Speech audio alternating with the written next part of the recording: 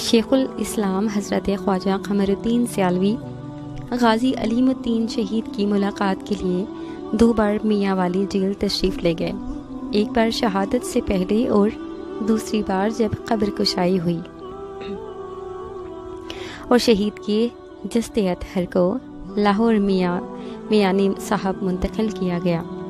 حضرت خواجہ غلام فخر الدین سیالوی آنکھوں سے دیکھا حال بیان فرماتے ہیں کہ پہلی مرتبہ غازی صاحب کی کوشش تھی کہ سلاخوں کے پار دست بوسی میں پہل کریں، مگر حضور شیخ الاسلام حضرت خواجہ قمر الدین سیالوی نے سبقت فرمائی اور غازی صاحب کو اس عظیم اعزاز سے مبارک بھی دی۔ فرمایا کہ ارادہ میرا بھی یہی تھا، مگر یہ سعادت عظمیٰ آپ کا مقدر تھی کہ آپ نے گستاخ راجپال کو جہنم رسید کیا۔ یہ ملاقات جمعۃ المبارک کے دن ہو رہی تھی۔ دوران گفتگو حضرت شیخ الاسلام حضرت خواجہ قمر الدین سیالوی نے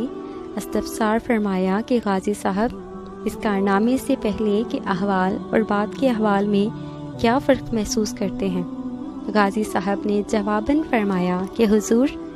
میں نے 3 فرق محسوس کیے ہیں۔ نمبر 1 یہ کہ مجھے جیل کی کوٹڑی میں دن کی روشنی میں جاگتی آنکھوں رسول اکرم صلی اللہ علیہ وآلہ وسلم کا دیدار نصیب ہوا۔ نمبر 2 یہ کہ پہلے میں ایک کم پڑھا لکھا مزدور آدمی تھا، مگر جب جیل میں مجھے الحمدللہ سے لے کے والناس تک ازبر عطا ہو گیا ہے۔ اور نمبر 3 یہ کہ پرسوں اتوار کے دن جو میری پھانسی کا اعلان کیا گیا ہے یہ ناممکن ہے، کیونکہ مجھے میرے آقا کریم صلی اللہ علیہ وآلہ وسلم نے خوشخبری عطا فرمائی ہے کہ علیم الدین ہم خمیس جمعرات کو تمہارا استقبال کریں گے۔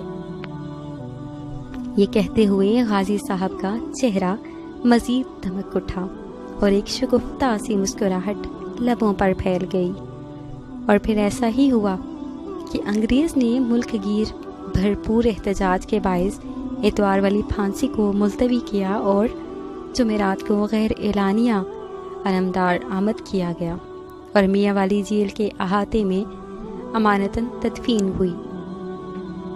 حضرت خواجہ فخر الدین سیالوی رحمۃ اللہ علیہ نے مزید فرمایا